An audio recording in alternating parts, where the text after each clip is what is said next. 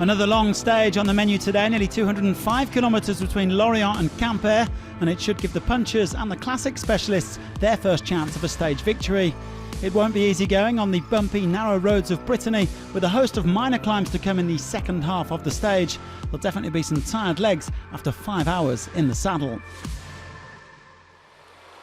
Well, this one would have been perfect for last year's green jersey winner, Michael Matthews, but unfortunately the Australian quit the race this morning due to illness.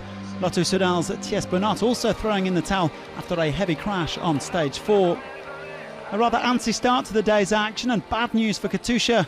Former Croatian road race champion Robert Kiselowski forced to quit the tour after a heavy crash. There were 7 riders in the day's breakaway, 2 from Direct Energy. Lilian Calmejean, who broke away to win on stage 8 last year, and Sylvain Chavanel, who already spent most of stage 2 out on his own at the front. Latvian time trial champion Tom Skewens also in there for Trek Segafredo, as well as Dimension Data's Julien Vermont, Lotto Soudal's Jasper de Boist and Nicolas Ede of Cofidis. Local boy Elie Gesbert also flying the flag for Brittany-based Fortunato Samsic. Well, Chavanel decided to go it alone up the day's first categorised climb, the Côte de Californie. The 39-year-old perhaps eyeing up a third Super Combative award after 2008 and 2010 in his final tour. A shorter-term target, the polka dot jersey. He was eventually caught up by 3 of his fellow escapees on the day's third climb, Skewens, Calmejean and Ede.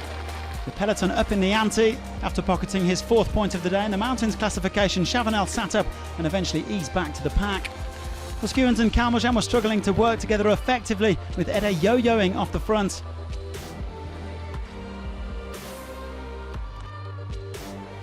And the peloton starting to get organised for their punchers. Movistar leading the chase, and the gap getting slimmer and slimmer. Skewens eventually picking up enough points to ensure himself the polka dot jersey on Thursday, as well as the most aggressive rider award.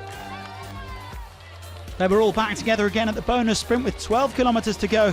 Julien Alaphilippe pocketing 3 seconds, but he wasn't able to get away from the maillot jaune, BMC's Greg van Avermaet. Heading into the final kilometres then, with Philippe Gilbert attacking on the final uphill. Van Avermaet was in the mix as well, along with Alaphilippe and Sonny COLBRELLI. But Peter Sagan was having absolutely none of it. Another supreme ride from the world champion to claim already his 2nd stage win of the 2018 Tour de France. Well, you can't argue with Sagan's statistics so far on this tour. 2 stage wins, 2 second-place finishes. The Slovak is looking very much determined to match Eric Zabel by claiming a 6th green jersey in Paris. He's now into double figures at the tour with 10 stage victories, and he leads Fernando Gaviria by 33 points in the points classification.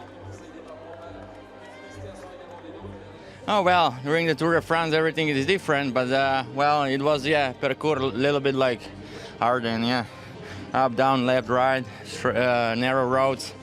It was a little technical, it was nice parkour. Sagan getting to the line ahead of COLBRELLI just as he did on stage 2. Gilbert 3rd for Quick Step. Alejandro Valverde also in the mix in 4th there. And Van Avermaet holding on to his yellow jersey, but just look how slim the gaps are. Only 9 seconds separating the top 6.